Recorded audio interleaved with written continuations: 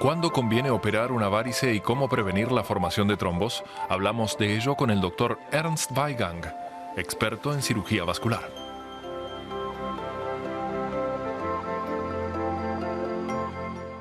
Hay que tomarse en serio las enfermedades venosas, pues pueden tener graves consecuencias.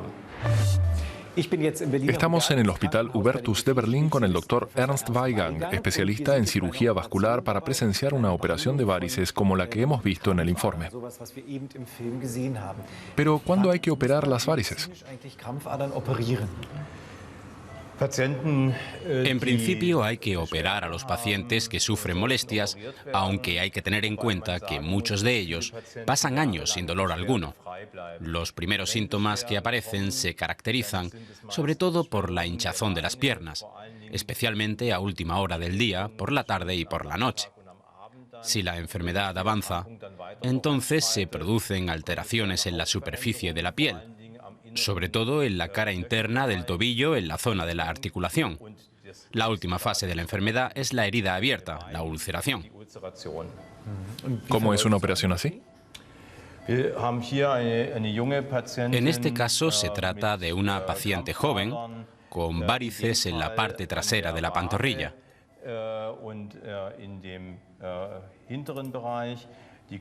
Mis colegas acaban de practicarle una pequeña incisión en la piel de aproximadamente 1,5 centímetros o 2. Aquí vemos la desembocadura de la vena.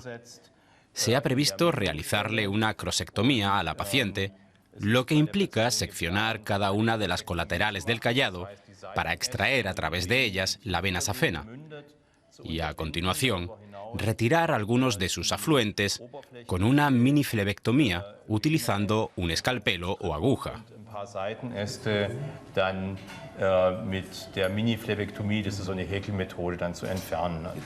Para muchos de mis pacientes resulta inimaginable que tras extirparles una vena enferma como esta, la sangre pueda seguir circulando desde la pierna al corazón. No es ningún problema. Antes realizamos un ultrasonido vascular y si el sistema venoso profundo aparece desbloqueado, la sangre de la periferia podrá seguir desplazándose de nuevo al corazón a través del sistema venoso profundo. Nuestra espectadora Kerstin Schulz padece una enfermedad congénita del tejido conjuntivo y lleva medias de compresión a diario. La doctora le recomienda que se opere de una vez por todas. La señora Schulz quiere saber si las varices extirpadas pueden volver a aparecer. Una vez que se retiran, como en esta operación, las venas no vuelven a aparecer, no pueden regenerarse o crecer. Pero lo que sí puede suceder, sobre todo en el caso de los pacientes con una debilidad del tejido conjuntivo, es que se enfermen otras venas. Es decir, que al cabo de años o décadas la enfermedad se manifieste de nuevo en otras zonas del cuerpo. ¿Qué hacen ahora? Nos encontramos en el momento preciso de retirar la vena safena menor, la safenectomía en sentido estricto.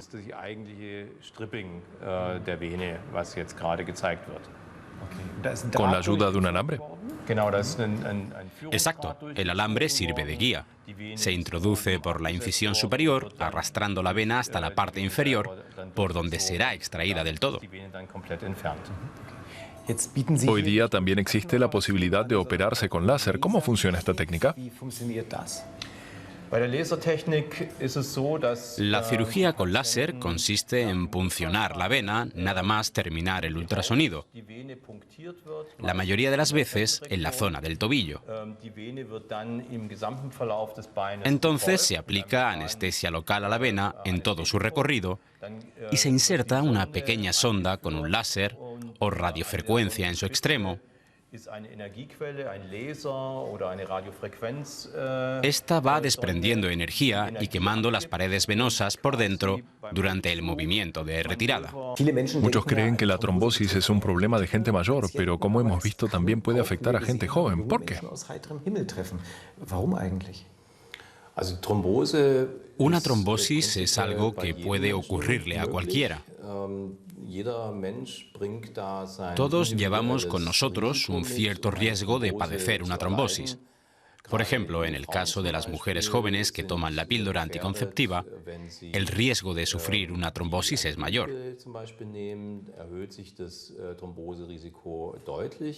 También las personas con cierto sobrepeso, obesidad, son un grupo de riesgo.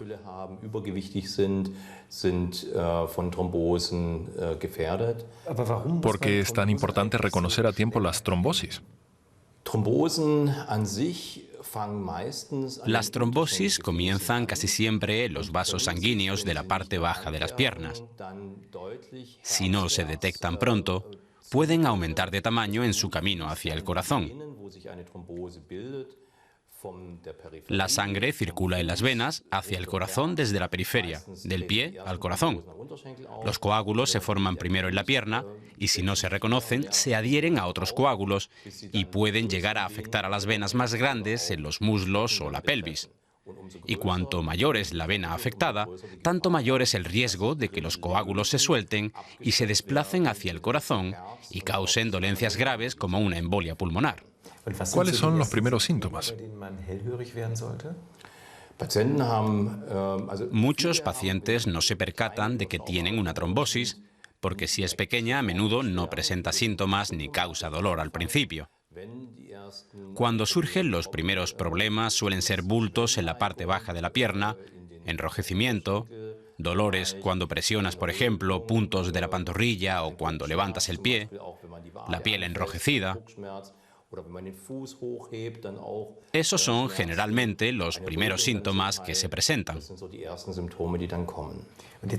También hay trombosis que no solo afectan a las piernas. En raras ocasiones puede coagularse la sangre en las venas de los brazos. ¿Presentan los mismos síntomas? Exacto. Las trombosis en las venas de los brazos son menos habituales. Y cuando ocurren, se deben normalmente a algún factor añadido, como por ejemplo un catéter instalado en una de las venas del brazo que interrumpe el flujo sanguíneo. Es decir, que la mayor parte de las trombosis que se dan en las venas de los brazos suceden porque le ha ocurrido algo al paciente que ha llevado a la trombosis. ¿Cómo se trata la trombosis venosa profunda en las piernas? Hoy en día ya no se opera a estos pacientes, sino que se les administra heparina, un medicamento anticoagulante. La heparina se inyecta, pero no en las venas, sino de forma subcutánea, la mayoría de las veces en la zona del abdomen. Esto hace que la sangre se diluya. Se ha establecido como terapia estándar, sobre todo al principio de una trombosis, heparina de bajo peso molecular.